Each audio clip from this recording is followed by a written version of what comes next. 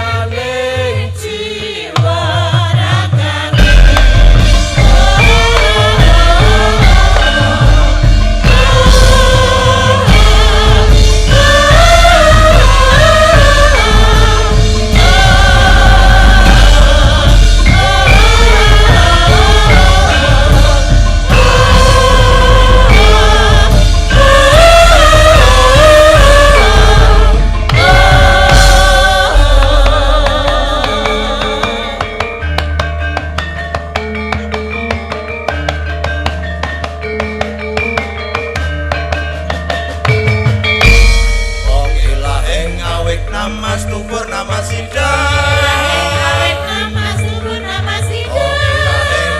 Namastu Purnamasiddha.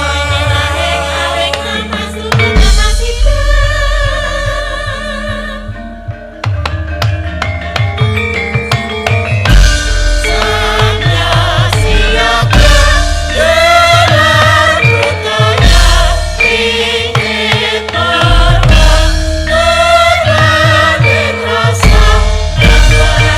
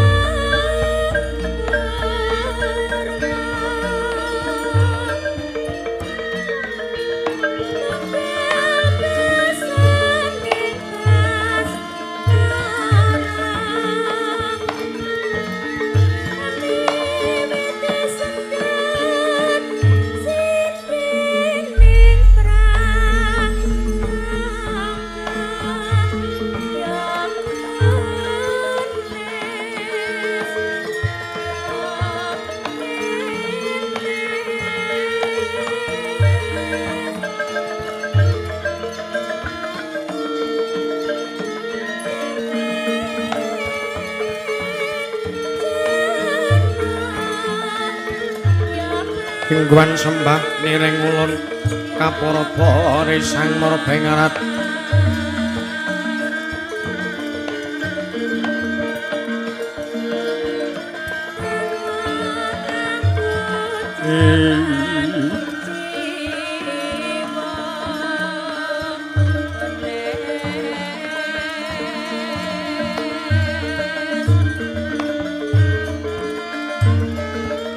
ring sahananing kang silih tasih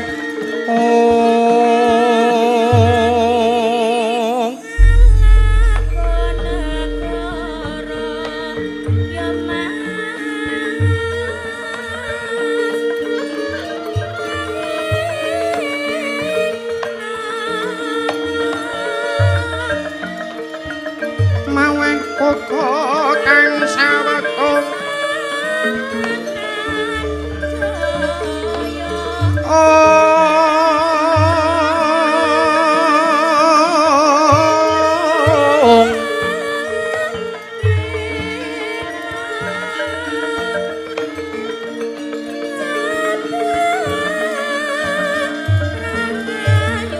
masring telahan yiwang kanan mamuju ing wang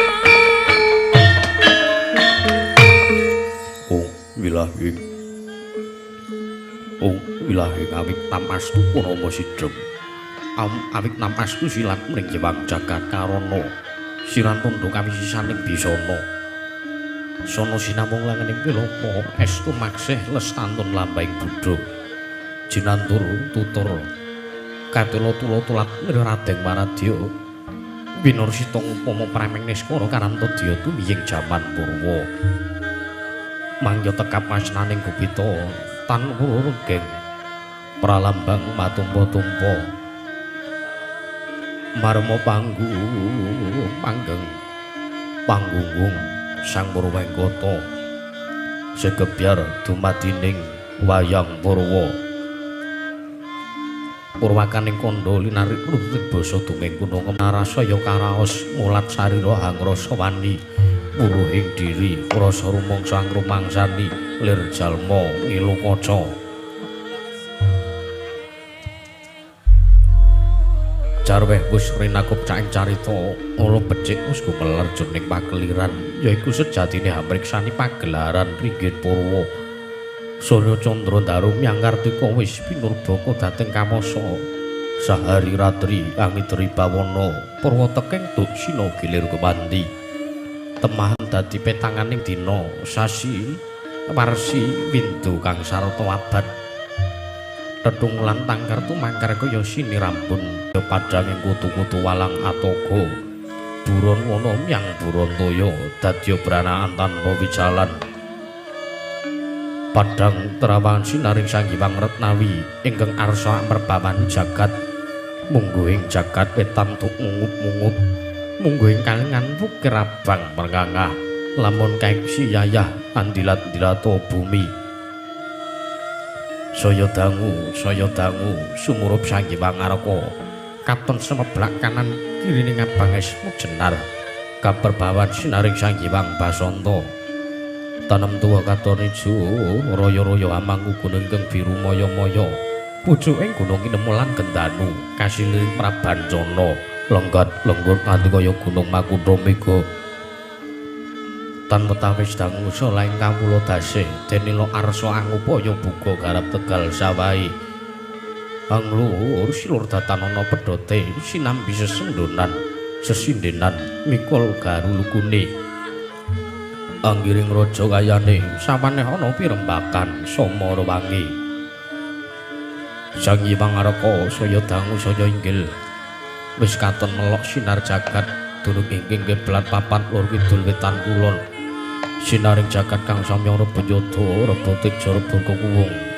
parandening mangke datan wonten ingkang amadan kekuwung praja Ndarawati ya ing Ndarawaka meninggi garis 100 manantuk kali 1000 jangkep kinega krana negara Ndarawati dumati saking mulu-mulu bebanjaran sinasapan kaya benawi tinambi ombak samudra binang langut kang tanpa pagut pegating paningal kapantok uruting cakrawala wane-wane cakrang pepisik saweneh kineping jurang corong kinepung guwa serung kinarya susuhing peksi lawet lan sarang burung wonten ugi pasisir antar sasana jembar kebeganing pasir gumelaring garis pinggir tanan tuwa royo-ro kayang kitri roe-roe ning klopo bumi subur pasiten mawur satengah tandur tinandur kartu mangkar kaproyan dadi gunung-gunung bebanjaran rangsang langit lenggak-lenggok lambai twin mijil saking sendang bening tirtane liline pinara para playune tinampi waduk binentung bendung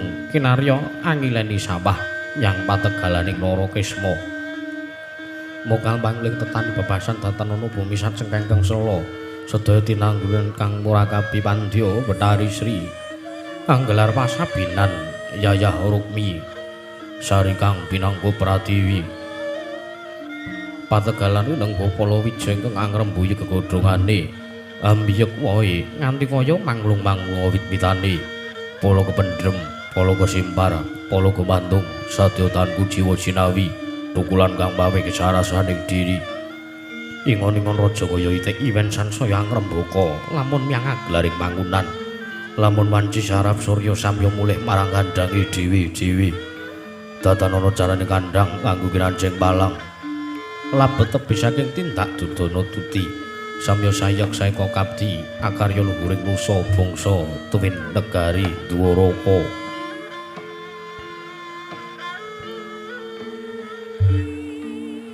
kenging binasake negaring Ndarawati nalika semana lagi mancik marang jaman kencana panjang punjung pasir pawukir Jinawi gemah ripah kartata-tata raharja dasar negara kang gedhe obore padhang jagate dhuwur kukuse turta adoh kuncarane turta kasus ring manca praja lah sinten to wau ingkang asta pusaraning adil bangsa negaring Ndarawati ing Dwaraka menangi Raden ucapna dasa namanira Sang Nata dasa 10 nama wis mestani jejuluk Sang Nata Prabu Sri Bathara Kresna nalendra pepangkuning bumi kanggo panjejekaken kautaman risak juga lenggah aning madaning dampar kencana ora mantra-mantra simating Bathara Yayah Sang Hyang Bathara Wisnu ya Sang Hyang Bathara Sumanange Jawantah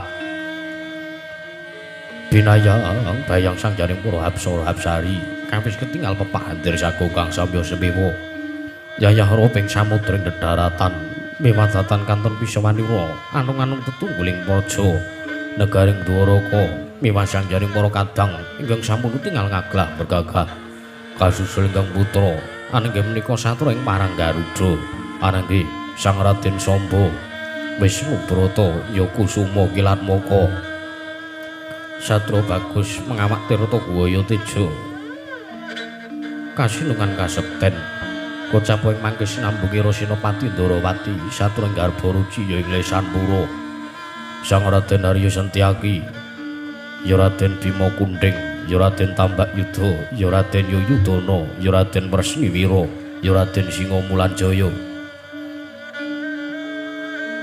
sinambung Pisawanira ingkang wonten pingging piyambak Sang Raden Arya Sentyaki mengkeraken pilenggahipun Patih Ndarawati saturung widara kandhang anenggih Sang Rekyana Patih Udawa ya Kresnengkara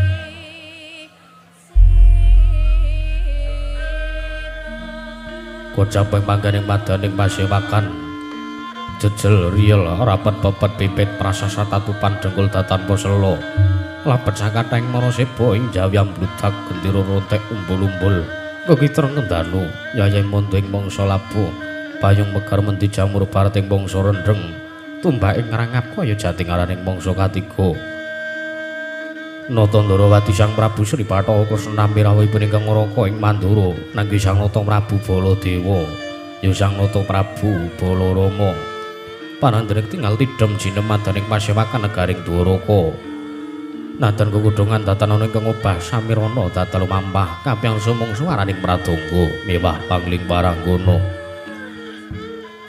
Tidhem arep sidhem permanem tanana banek walang alisik Sigra Purwani pangandikan dadu kumpanggeling pijening pangandika Sang Nata Prabu Sri Bathara Kresna ingkang dereng kababaring lesan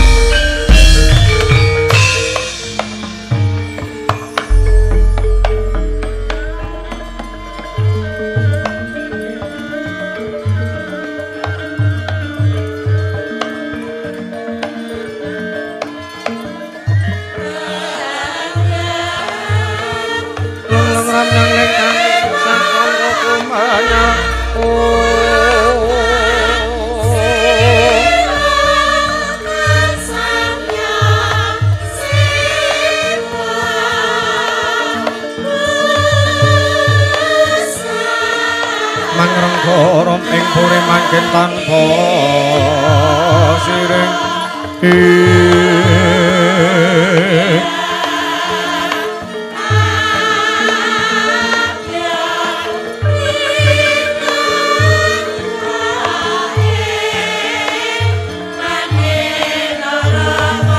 alat kang emas murut ing langit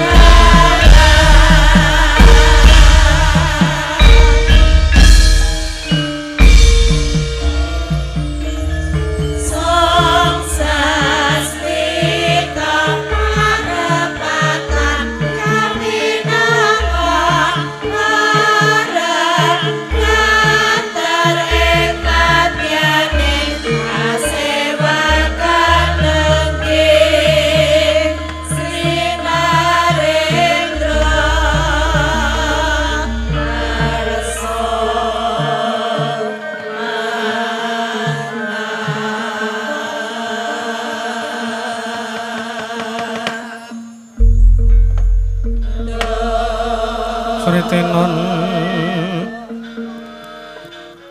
ning pasewakan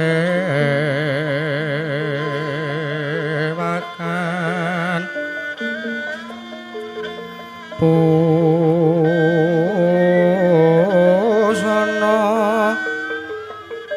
maneka warna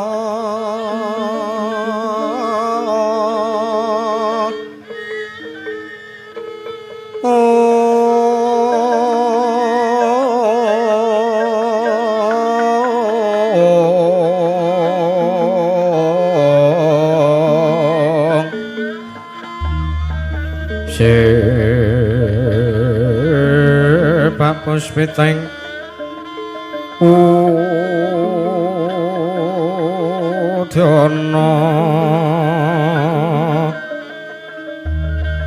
Meng Pantra Sarwa Rukma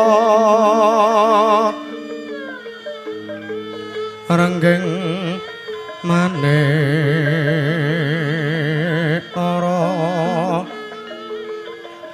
Narawata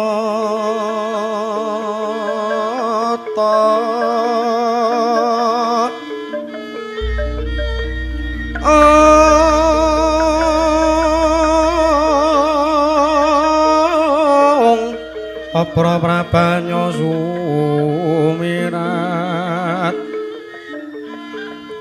Prabanya kang sumirat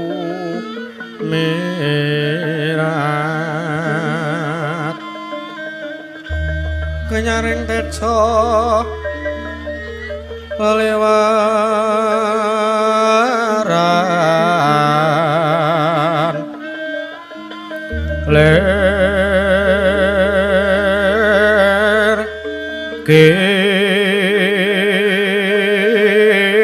Laci sireng dadet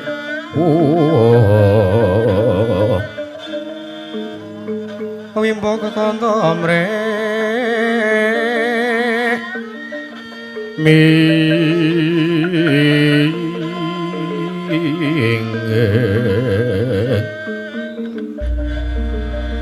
Kati uping maruta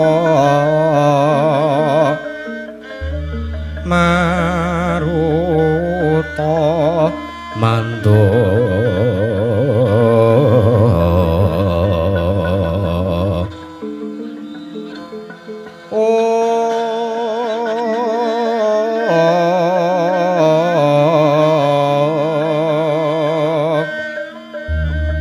separan mangambar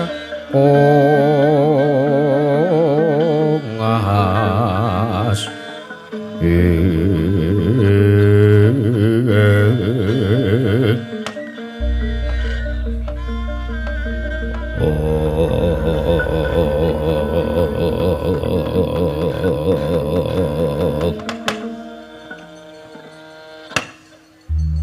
Niwang Agung mugi ngayomana marang Praja Ndarawati lan saisinipun nuwun mangke Kaka Prabu sakrawuh sengandika Kanjeng Kaka Prabu Baladewa ing Pandura Kaka Prabu Balarama sakrawuh paduka Kaka Prabu Baladewa ingkang raying Ndarawati punata Ndarawati pun Bathara Kresna ngaturaken asung pasegan panakrami tuwin pambagyara harja mugi tansah kunjuk marang ngersa jengandika Kanjeng Kaka Prabu Baladewa pangayoman kula ing Madyapada Kanjeng Kaka Prabu Baladewa jagat masesaniku Bathara wayah Bathara jagat Pati Indra Jaladewaku Yayi Ndarawati ya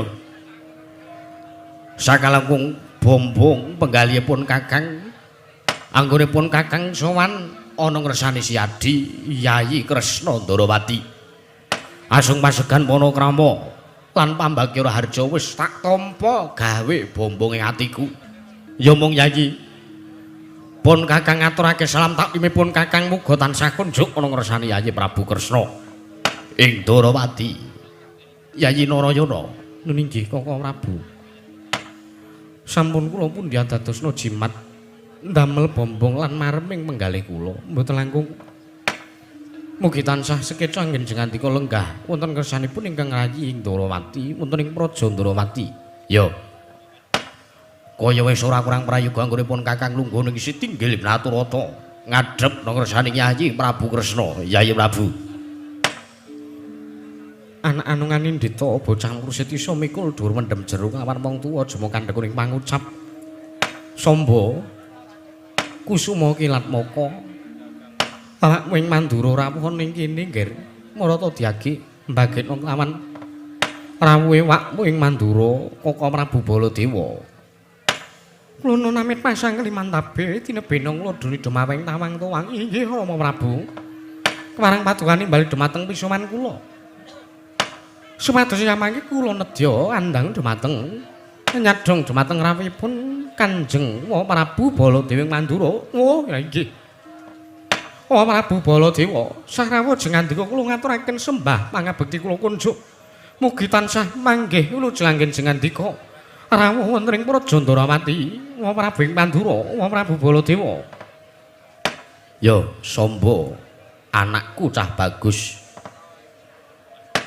Kowe ngaturke bekti karo wong tuwa lan pengestuni wong tuwa wae tampan ana ya nggir, kusuma kilan poko. Lho nggih, kula pundi dadosna jimat paripe ndayana ning kasantosan. Prabu, mugi tansah sekeca anggen andika lenggah wonten ing Ndatulaya Praja Negaring Ndrawati. Ya, Samba, kaya wis ora kurang kepenak pisumanipun Kakang ana kersane Yayi Ndrawati. Kusuma kilat moko. Koko Prabu. Sarawujeng andika ingkang raja garba rucipun Setyaki ngaturaken sembah pangabekti kula kunjuk lan mugi tansah manggih wilujeng rawuh andika Kanjeng Koko Prabu Baladewa wonten kersanipun Koko Prabu Sri Bathara Kresna. Koko Prabu Setyaki katengipun Kakang Garbarjiya wis prayoga lan raharja pisumanipun Kakang ana kersane Yayi Prabu Ndrawati. Ya mung kowe ngaturake bekti karo aku ora lek pangestuku tampan ana ya Setyaki. Ih, kula punika jimat paripe dayane kasatusan boten laku kaskecan ingkang langkung prayogi. Legajeng andika Gusti kula kenging sinuwun Kanjeng Koko Prabu Baladewa. Ya, kaya wis ora kurang kepenak. Sinuwun nadyan kula ingkang abdi kepatihan pun Udawa ngaturaken sembah pangabekti kula kunjuk sinuwun Prabu Mandura, sinuwun Prabu Baladewa. Kakang Pati Udawa. Ih, kasinggihan mekaten. Kakang Pati Udawa. Ih, wonten timbalan. Aja gelo atimu yen to liyane ngaturake bekti kelawan aku ndak tampa merga pancen antarane kadang werda lan sing luwih nom kuwi kudu nampa sembahe lan kudu maringi pangestu. Ih, keparengipun. Nanging segedhe pangapuramu yen to Kakang Pati Udawa ngaturake sing sembah karo Baladewa, sing gedhe pangapuramu sembahmu ora tak tampa Kakang Pati. Aduh sinuwun. Dudusan menapa ingkang sampun kula damel teka patuko. Mboten kersa nampi sembahipun ingkang abdi kepatihan. Menapa kula nggadahi kalepatan tartemtu ing sak mangke kula mboten badhe selak menawi kedah nampi duka saking paduka menawi kula kedah alampahi pidana saking Gusti kula kenging sinuwun. Ora ngono Kakang Pati. Sik. Dipitung dhisik. Apa Kakang Pati Udawa lali karo labane Kakang Pati Udawa karo Kakrasana duk nalika awake dhewe urip bareng ning Widara Kandhang? Sapa sing nglabuhi Baladewa jaman semana toh nyawa, toh pati, toh bondo donya. Kakang Udawa gedhe lelabuhan itu merap Kakrasana. Mula dosa apa walat apa sing bakal tak sandhang.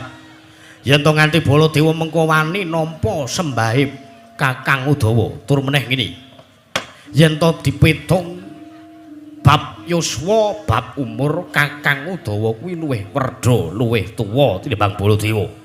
Mula sembahe Baladewa tampanana. Aduh sinuwun. Menapa kula mboten badhe nampi malah ing Jawata menawi kula ngantos wonten nampi sembah paduka. Ora, iki tandha bektine adi karo kakange. Kula tampi dawuh sami-sami.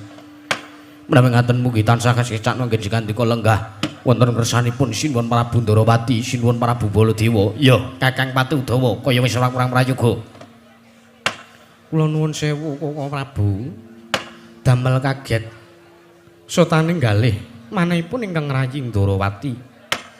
Krana kula nampi rawuh jeng andika Kanjeng Koko Prabu ingkang beneh lawan adat ingkang sampun tanpa paring cecul ing saderengipun menawi alit utusan gandhek sakembaran agengipun utusan Ayaka Praja saking negaring Mandura. Lajeng paduka nggadahi wigatos tumuli rawuh kiyambakan wonten ing Praja Ndarawati. Aduh Koko Prabu. Menawi kepareng wonten kawedhara ing kathah kanging menawi wadi tumrap ing para kadang sentana awi kula dherekaken manjing telenging kedaton apan catur netra kalawan ingkang rayi Ndarawati Koko Prabu Baladewa. Anjrenggang puspita rum kasiliring samirana mrih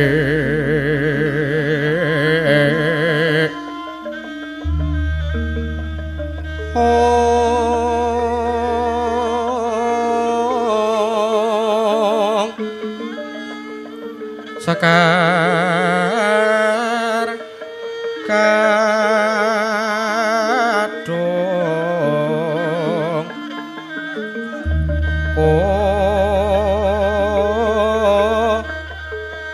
ngas kandanya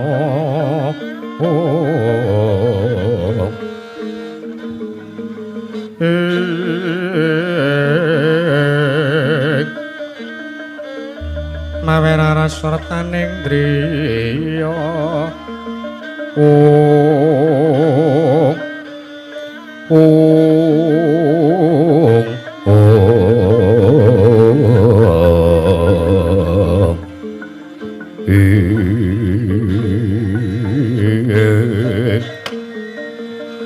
jagat dewa Bathara jagat pangestu karo wayah Bathara jagat iya Yayi Ndarawati sing gedhe pangapurane Siadi merga pun kakang tanpa taliwara sowan ana ing Sitinggil Binaturata negara Ndarawati sing gedhe pangapuramu pun kakang jaluk pangapura Yayi Kresna. Inggih Koko Prabu mboten dados menapa tumunten sak mangke kepareng kawedhara ing kathah menggah menapa to wigatosipun dene sing andika rawuh wonten ing mriki. Iya Yayi Kresna sak temene tidha anggonipun kakang matur marang ngersani Siadi sebab yen to aku nyumurupi kahanan negara Ndarawati iki wah biyuh-biyuh 3 sasi pun kakang ora sowan ning negara Ndarawati lah kok katon endah gumebyar kahanan ning Praja Ndarawati beda karo Duk rikala semana 3 sasi kepungkur lah akeh kawula sing padha marsinamatan daya dinayan kabeh manunggal tetunggalan dadi siji manembah nut kapitayan lan kapercayane dewi-dewi. Ora ana sing padha cecongkran, ora ana sing padha padudon-padudon. Siji wae ora ana, anane mung marsinamatan daya dinayan. Ora ana sing padha padu nyambut gawe gotong royong kabeh guyub rukun ora ana kowe padha sambat sebut ngaruwara. Bah, mula kuwi Yayi. Kahanan Praja Ndarawati sing kaya ngene iki sing banget pun Kakang rumangsa meri.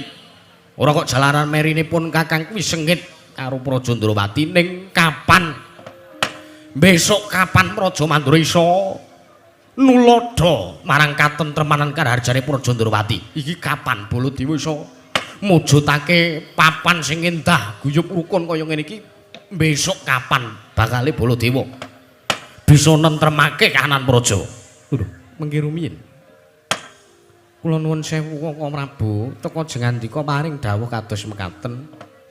Jengandika paring pangandikan bilih benjang menapa nuwun sewu Prabu Baladewa saged nentremaken kawontenan wonten ing Praja Mandura. Kula nuwun sewu. Praja Mandura kenging menapa tuwin wonten menapa? Lah bab perkara iki sing pun Kakang Tidha arep matur marang saning Siadi, Yayi. Apa to kang dadi sabab lan darunane dripun Kakang 3 sasi ora sowan titinjo marang karharjane Siadi. Katengipun Kakang Negara Ndarawati bakal tak aturake saiki pun Kakang bakal matur sepisan ya pun Kakang tetinjo marang karaharjane Yayi Kresna Yayi Ndrawati angka lorone pun Kakang arep crita pun Kakang bakal matur nyeritake kahanan negara Mandura apa to sababe dene pun Kakang telung sasi iki lagi kober sowan ning Praja Ndrawati mongko tanpa ana taliwara pun Kakang dadak anggone sowan marang Kersaning Jadi sing gedhe pangapuramu Yayi Kresna. Mboten dados menapa. Kepareng kula aturi maring dawuh negari ing Mandura kadidene kok Prabu. Lah. Yayi Kresna. Wonten timbalen ngadhawuh. Nganti prasasat pepes bayu kang tapis penggalipun Kakang ora duweni pangarep-arep apa meneh ora duweni pangarep-arep negara Mandura bakal iso urip tentrem meneh manunggal guyub rukun dadi siji meneh jalaran telung candra iki pun Kakang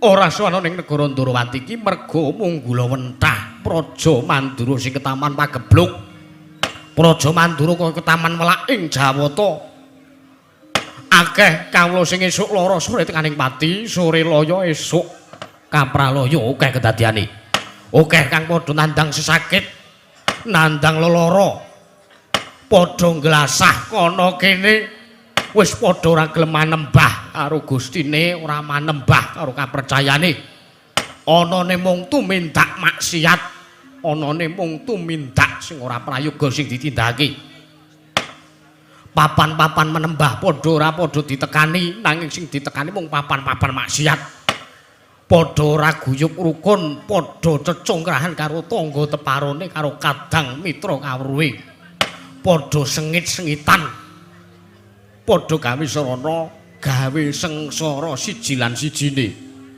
Duh, Yayi. Mula praptanipun Kakang iki sak temene mung bakal njaluk pitulung karo Siadi munggo. Apa sing kudu tak tindakake yen to aku bisa gawe srana waliyaning praja ing Mandura. Mula kang saka kuwi pun Kakang uga wis bola-bali ngrawuhake Brahmana winasih 1000 sugata kinarep nambak kaning praja. Wonten uga gagar wigar tanantuk karya. Ora ana siji wae sing bisa nambak rekaning praja negara Mandura. Nanging bareng pun Kakang manjing ing sanggar pamujan, sanggar pamelengan. Sesemek rono jomol bebantar boto sarembak pun Kakang entuk sasmitaning dewa. Pun Kakang entuk sasmitaning dewa. Pun Kakang nampa dawuh saka para Jawata lagi iso lega ya mung isih tidha-tidha rasaku merga aku kudu matur lan kudu nembung marang sani Yayi Prabu Kresna. Kula aturi paring dawuh kemawon sasmita menapa ingkang jengandika antuk saking para Jawata. Nanging yen pun Kakang matur apa Siadi ora bakal duka, ora bakal goleh penggalih. Mboten kok Prabu, sedaya serana ingkang saged damel serana waliyanipun praja ing Mandura ingkang rayi Ndrawati sagah nglampahi sagah tetulung sebab kula lan jengandika menika ibaratipun kadang werda lan taruna ingkang boten saged dipun misahaken. Lah iki ngene Yayi. Jroning pun Kakang nglampah semedi malah dinding pun Kakang nampa sasmita.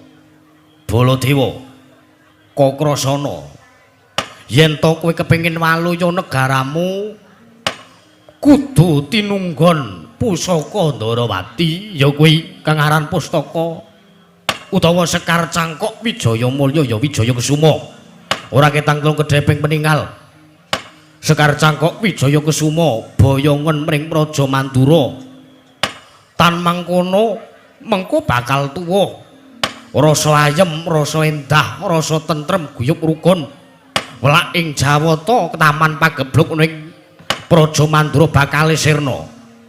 Mengkono dawuh saka para Jawata. Mula Yayi Kresna sing gedhe pangapurane Siadi praptanipun Kakang iki bakal nyuwun ngampil wujuding Sekar Cangkok Wijaya Kesuma ya Wijaya Mulya. Yen to Siadi maringake kelawan pun Kakang pun Kakang ngaturake panuwun kang tanpa upama jryatane. Padha karo si Adi Kresna wis nulungi kelawan karharjaning kamula sak negara Mandura pun Kakang ngaturke panuwun kudu munjung ingkung gajah ibarate pun Kakang Mandura saguh nglakoni saguh nindakake Yayi Prabu Ndrawati Yayi Prabu Kresna.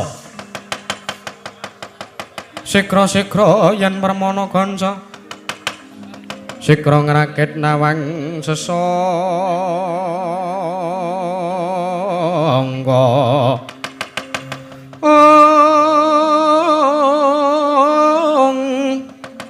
Nalendra mbek marwa sing sang katriku mulung mangropak ing wadya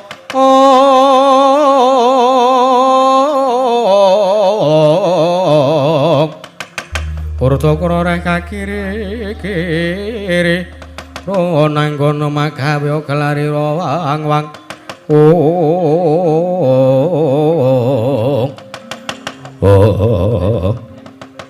Tidemadaning kamuntenan Praja Negara Ndrawati nalika semanten datanmu batatanmu Siknata Ndrawati Sang Prabu Sri Bathara Kresna nampi sabda dawuh pangandika saking Sang Nata Prabu Baladewa Mandura kocaping ngamangke datan wonten godha ingkang obah jegegrek kaya tugu Sinungkarta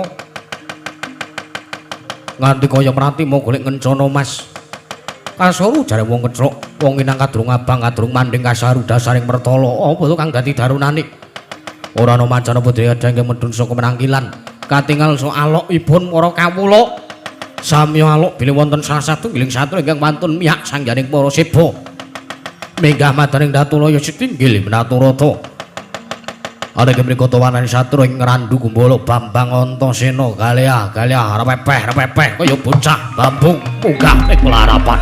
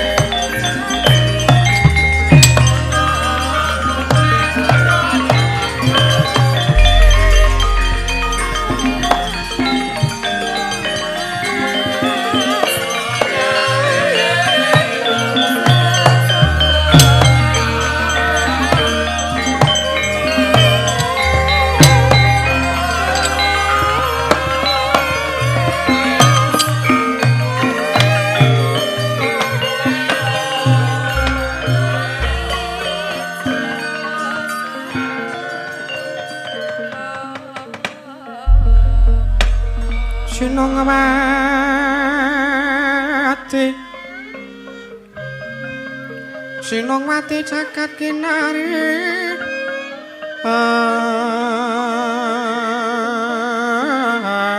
among mbak lumembak ombak ing samudra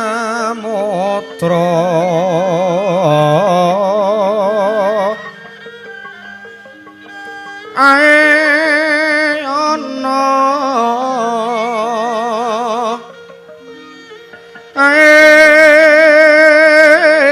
ana bali lumut hamra kanggeng awita denjeng-denjengan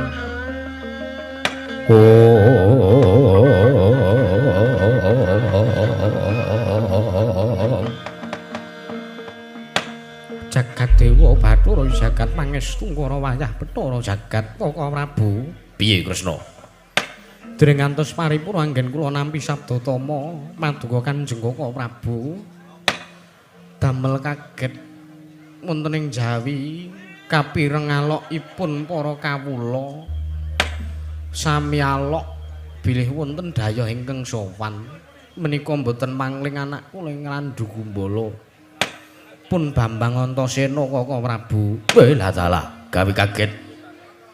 Antasena sowan sore-sore mongko tanpa tinimbalan ning kepiye wae Yayi? Iki kelebu atmajane Siadi, iki atmajane Werkudara. Mula gage katimbalana semane Antasena mbok menawa ana rembug wigati sing kudu diaturake marang sane Yayi Prabu. Ninggih Kaka Prabu. Katuran lenggeng langkung seketsa. Ya, kaya sura kurang prayoga. Anak anungane Ndita Antasena. Bocah gagah, wong kau, wong dosa. Padha raharja sak praptamu. Cah Bambung Antasena. Wah. Aku sak koclok-koclok kurang tau dibambung-bambungke. Tekan kene ditimbali pakdeku Kresna cah Bambung Antasena. Ya ora apa-apa, wong aku bambung tenan kok. Ya Di. Pakde Kresna nimbali karo aku, slamet tekaku, ora manggihalangan apa-apa. Ya mung sembahku tampanono ya Di. Ya. Antasena kowe ngaturake bekti karo aku. Pengestune wong tuwa tampanono Antasena, tak gegem dadekake jimat. Antasena padha raja sak praptamu. I Pakde Baladewa. Iya. Wah, kok ana ing kene. Apa Baladewa ki rantuk sowan ana ning Ndarawati ngono apa piye? Padake. Apa Baladewa ki pengen ning Mandura terus ngono apa piye? Oh ya, sorry kok ya arang adar saben ora sok rene. Piye kabare Mbok Derawati? Apik. Wah, kok ora dijak? Ora. Aku seneng nek kae melu. Antasena iki senengane sembahku katur ya Pakde Baladewa. Ya, tak tampa pangestu tampanono. Tak gegem dadekake jimat. Prayogakno Antasena kaya wis ora kurang kepenak. Angger Antasena wilujeng. Mak cilik Setyaki. Slamet, Lek. Sembahku basaku tampanan ya, Lek. Kula tampi dawa sami-sami. Angger Antasena wilujeng Pakde Udawa. Slamet Di. Basaku tampanono. Kula tampi dawa sami-sami. Ora Randu Gumbala panen apa? Pah. Panen pari saiki ngono aku. Widara Kandang panen apa? Sajak udane sampun leren pun usum bediding kula nandur tela. Oh, apik. Kersa menapa mboten? Gelem. Kantun gagangipun. Wo. Ini ora patih tak jak gelut iki. Nyatanipun mengkaten. Ya ora gagange tawake ora ora. Antasena adikku. Raharja sak praptamu. Wah. Kakang Samba, slamet Kang. Basaku tampanono ya Kang. Ya tak tampa Antasena, prayogakno. Nggonmu lungguh. Ya kaya surang kepenak. Antasena, piye Pakde? Gawe kaget penggalihe wakmu Ndarawati ana apa? Cekaos wae sepisan sowanku iki tilik marang karjane Pakde Ndarawati sak keluarga. Angka loro aku ngaturake sembah basaku katur marang ngersane Pak Din Kresna. Angka telu aku mung ngarep takon karo Pak Dendrawati. Kowe arep takon apa? Resep panganan sing enak ki apa? Kowe ora nglece lho kowe. Aku ki ndangu tenanan karo kowe kok kowe senengane kaya ngono. Ora. Aku arep takon karo Pak Dendrawati merga mung Pak Dendrawati sing iso maringi pituduh karo Antasena. Rasaku kok cocoke condonge karo Pak D Kresna. Bab kerepotan sing tak lakoni saiki Pak D. Kowe duwe bot repot apa Antasena? Matur karo aku. Ah, iki ngene. Wis ana 3 sasi iki bapak my father. Ayah Babi Werkudara. Bapakku Nunggul Pawenang, ya bapakku Njodipati. Bapakku Ahmad Wahyudi. Werkudara kok nganggo Ahmad Wahyudi iki ket kapan? Wis ket lair kaya ora. Oncat saka kesatrian Njodipati, mongko tak goleki nang Wulenpari ora ana, adate iki mung sok rono. Tak goleki menyang ngendi wae ora ana, aku wis tekan ngendi-endi mong saben bapak isuk ning lokalisasi tak goleki ya ora ana. Ya mong lagi iki bapak kok ada kok tak goleki ning kene ora enek iki karepe kepiye iki. Waduh aku wis bingung. Apa Suka Lima wis pok tekani? Wis. Enenge ming Simbah Durna karo Simbah Putri, tak takoni, "Mbah apa bapakku ning kene?" Mbah Antasena, lha nyauri ngono kuwi. Mbah Antasena aku ora roh. Bapakmu iki biasane rondo. Lah rondo wis 3 sasi iki, mosok ora bali.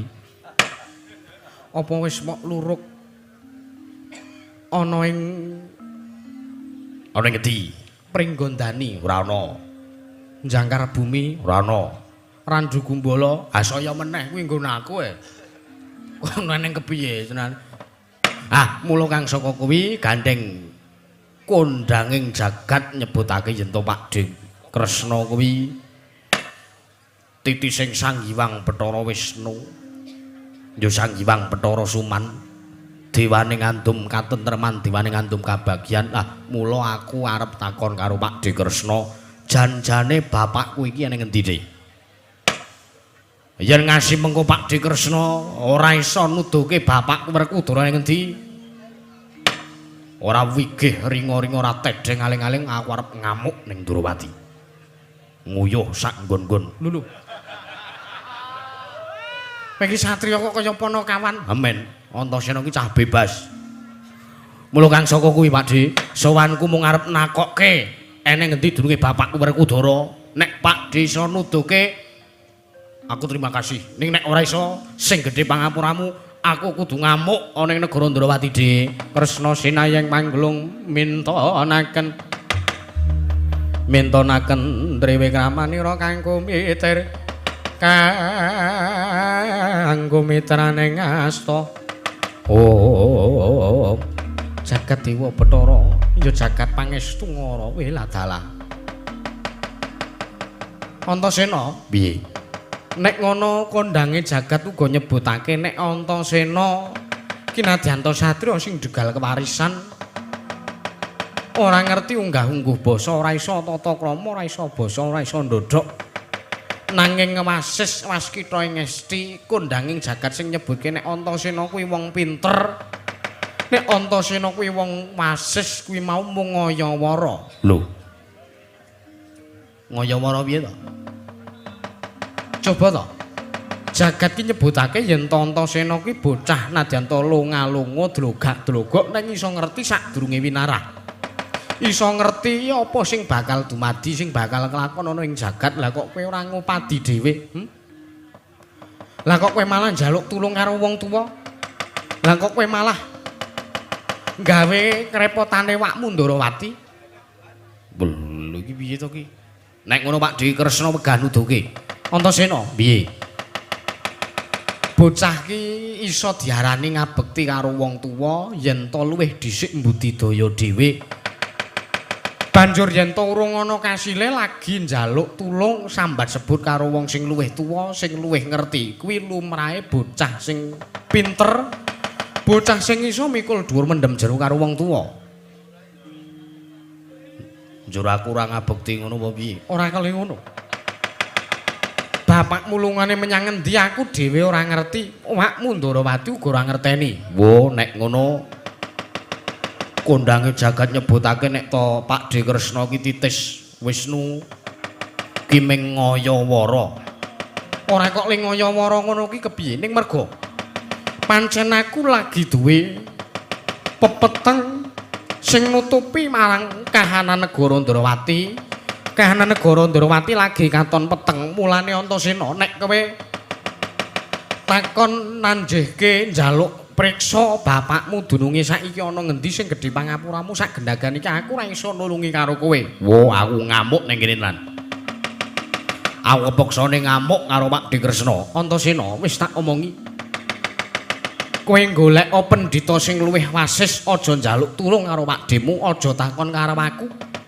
Aja takon karo awakmu Ndarawati, aku ki najan to jagat ngundangake aku titis Wisnu ning aku ki mung jalma menungsa lumrah sing kedurungan ina lali salah apes lan mati. Mula sing gedhe pangapuramu yen to kowe njaluk tulung karo aku ora iso nulungi. Duh. Buntu ya aku ki rene iki wis titik terakhir perjuangan goleki bapake, Pak. Kose. Mau Pak De Kresna ngendika nek kahanan Ndarawati peteng ngono. Iya, kahanan Ndarawati peteng, nandang pepeteng. Se. Apa pemadaman listrik Belgilim ngono? Ora ngono Antasena, kowe mudeng sing tak karepke apa ora? Wise. Ndarawati peteng apa ora bayar tagihan listrik? Apa ora bayar pajekan? Apa meterane malah pulsa ning ora diisi? Wong tak Ndarawati tak sawang katon endah-endah wae, katon tentrem-tentrem wae. Iki aku mau sore-sore biasa liwat kretek ngarep kraton kuwi. Ana mbak-mbak do nongkrong. Katon endah, katon apik-apik wae ora ana masalah kok iso jare kahanane peteng ki sing dimaksud peteng kepiye? Apa pekne wis wengi? Ora Antasena. Wis saiki ngene wae. Sing baku nek kowe kepengin ngerti, kowe kepengin tak tuduhke ning endi durunge bapakmu Werkudara. Aku saguh nuduhke dununge bapakmu Werkudara ning endi waton kowe iso gawe padhang. Gawe srana padhange kahanan negara Ndarawati, Antasena.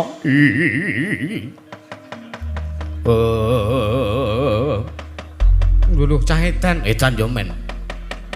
Aku seneng ngusungi gong kok, Dik. Ya, ning kose aku tak mikir, aku paring ana wektu, aku tak golek Sasmita. Tak golekane jan-jane sing marai peteng kahanan Ndarawati ki apa? Ya Antasena wis kono mangsa boronga. Sing baku aku sagum nuduhke bapakmu ning endi waton kowe iso gawe srana padhange kahanan Ndarawati. Ya Pak De Kresna. Tan samar pamoring sukma sinukmaya. Sinukmaya winaya ing asepe sinimpen daleng enggal bu.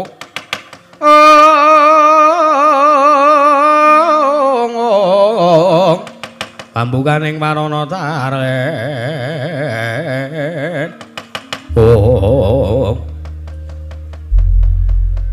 Wah, candak Di. Apa Antasena?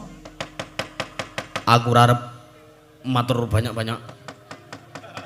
Sing genah saiki eneng siji perkara sing dadake Pak Ndarawati krasa peteng penyawange. Nyumurupi kahanan Ndarawati iki ketaman parang muka. Apa Antasena? Lah kok sampean ki ngerti kok takon aku? Ora lho.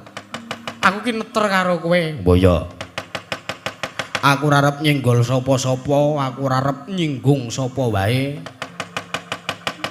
Nek krasa rak ya matur dhewe marang ngersane Pak De Kresna. Sing genah bengi iki utawa dina iki ana dhayoh sing Pakde Kresna kuwi rumangsa ora cocok, rumangsa ora mathuk. Mergo anane dhayoh iki sing teka ning negara Ndrawati. Jodho apa ora? Cocok Antasena. Oh nek ngono metu. Apane? Pirang nomeran. Kowe iki kepiye to? Kowe iki satriya kok kaya ngono lho senengane. Oh wis ayo. Sithik-sithik penghasilan ora. Ngopeni anak bojo. Ya bener apa ora? Ya pancen bener ngono Antasena. Ah. Sampeyan ngrasa eneng dhayoh sing sampeyan ora mathuk penggalih karo dhayoh iki. Bekasan sampeyan ora iso lila, ora iso nyawang kaca paesan, ora iso ndelok ana ngendi durunge Bapak Werkudara. Ya ngono apa piye? Ya pancen bener ngono Antasena. Ah nek ngono aku kon piye wae aku saguh nyingkirke dhayoh iki mau, Pakde Kresna.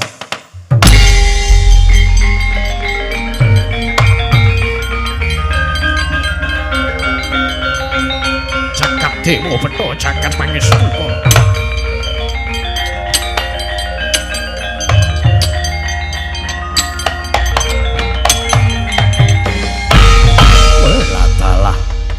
Panus maning jadalan sertaning bauna iblis lanat.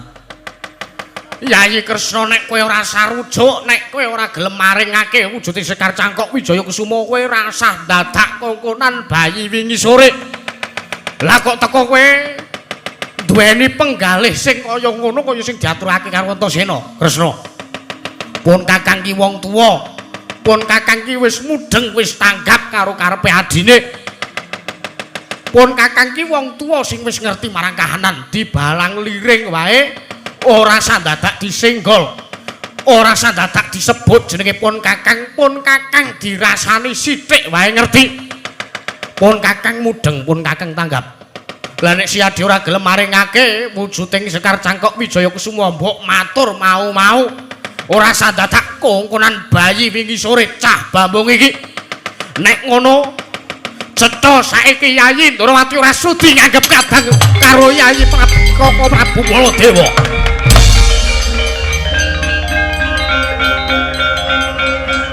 Apa to kae?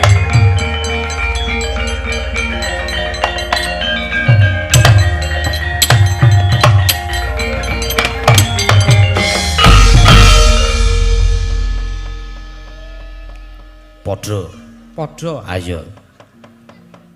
Aku kuwi mergane ket mau mlebu nang kene kok rada curiga. Curiga ki apa? Cubriya.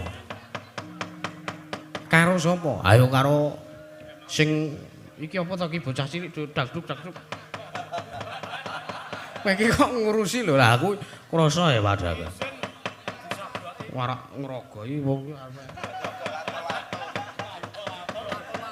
cah Bambung ora le perkara Bambung. Aku curiga tidak Cubriya mlebu rene kok iki ana Pakde Baladewa ning kok ambune pertamat. Baladewa kok kulaan iki model ngendi ta? Nek ngono kowe ngrasa kaya sing tak rasake. Iya. Lah sampean mikir apa? Aku kok ora yakin. Ora yakin apa? Ora mathuk karo Koko Prabu Baladewa kae mau, mergo ora adat saben Koko Prabu kuwi nyuwun ngampil wujuding Sekar Cangkok Wijaya Kusuma. Ha iya. Tur aku rumangsa kok kae kaya udu Koko Prabu Baladewa sing kanyata. Ha mulane kuwi. Nah aku duwe opini kae mau Pindawarni utawa wong sulapan. Zaman saiki akeh nyewake kostum Baladewa, cosplay. Akeh. Ora mung cosplay anime, ning cosplay wayang ya akeh. Antasena, piye Padi? Ndang gage supaya enggal padhang, enggal tentem kahanan negara Ndrawati. Baladewa kae mau ndurna. Ah, aku njaluk pamit pamujine Pakde Kresna wae. Tak jaluk. Ya, Antasena.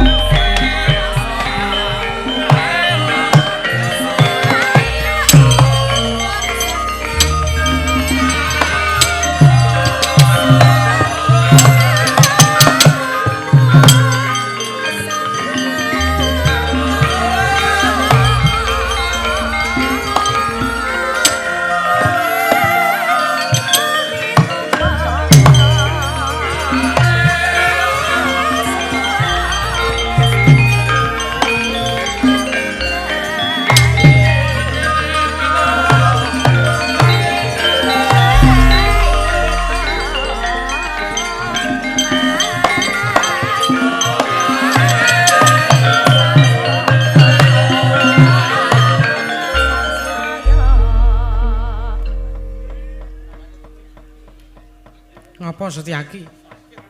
Kula kok meri. Meri sebabe. Wah. Wong ki nek padha-padha le intelektual. Kuwi guneman apa? Wong ki nek padha-padha le wong wasis.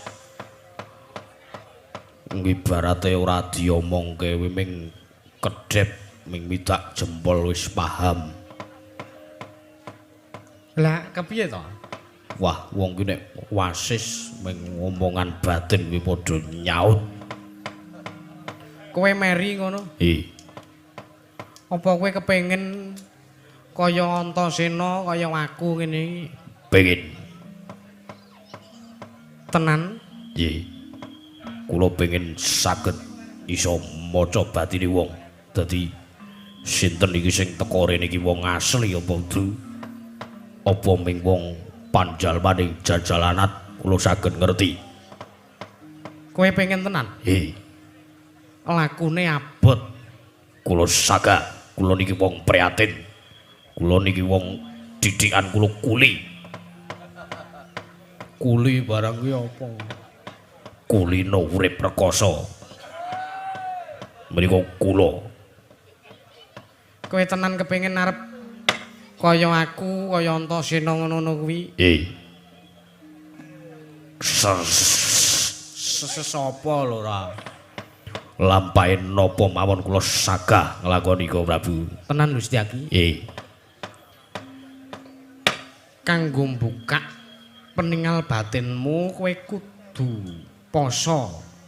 Takuni 3 sasi 10 dina.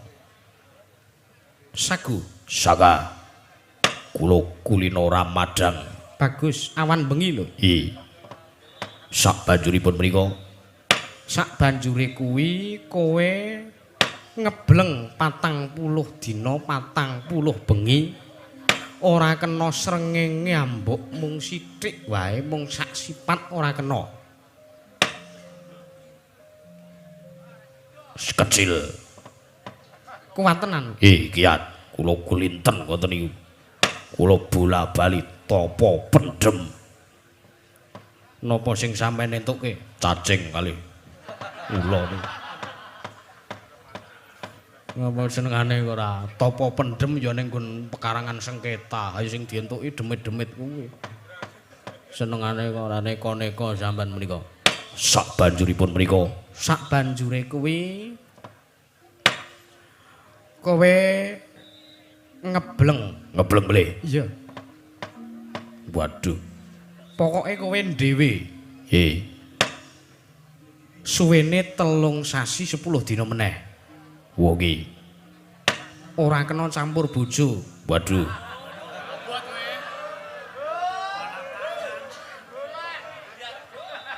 Lah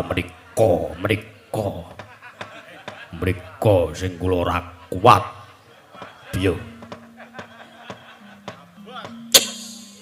Kok piek ngopo? Mboten saged wis ora sida ngene wae. Lah iya kowe iki sok aneh-aneh lho senengane ora. Napa sampean panjenengan yen ugi nglampahi ngoten niku mboten campur garwa? Lah nek aku iki wis gawan diparingi kaya ngene iki wis gawan. Mulane aja sok meri karo sak padha-padha. Kowe iki Setyaki, kowe iki udu Kresna, kowe iki udu Antasena. Kowe iki Setyaki, kowe iki Senopati. Dapukanmu ki ning Ndarawati kowe iki tukang gelut Alguju. Lah kok kowe kepengin kaya aku kowe arep ngungkuli kadigdayanku, kowe arep ngungkuli, kowe arep ngembari kapitayanku ngono apa piye? Ngatos-atos Yayi Mas. Rumiyin pun nonton ceritane penyaron arep ngungkuli dalang pun nonton piye.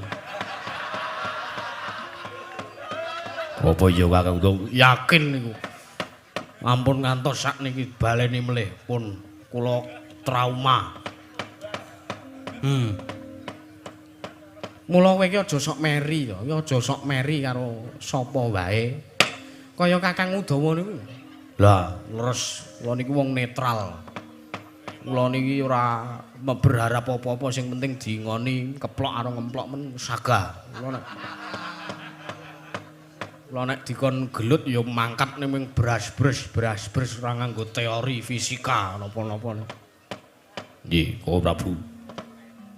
Matur sembah nuwun awit pencerahan paduka ingkang kados mekaten menika kula wau.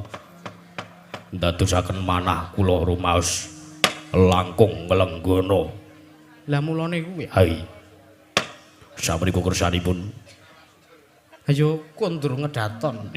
Monggo kula dherekaken sesanti kamulyane. Lho kok sik. Kok arep mutusi dhewe no? Kabaripun wonten Tatindithot. Ana. Hai. Kula selak arep nonton. Apane? Hai niku pokoke. Kowe iki senengane kok kaya ngono ora. Setyaki Mboten dibalat. kaya wis purna jejiban ning Praja Ndarawati budal kang padha sibuk. Ngestaken dawuh. Kosik urung takon. Ngestaken dawuh. Kepareng nyuwun pamit madal pasilan. Jenenge Senedya kondur ngedaton, ngati-ati aja kaya bocah cilik. Kepareng nyuwun pamit. Nganti Sang Hyang Surya kinarya madangi lakumu Setyaki.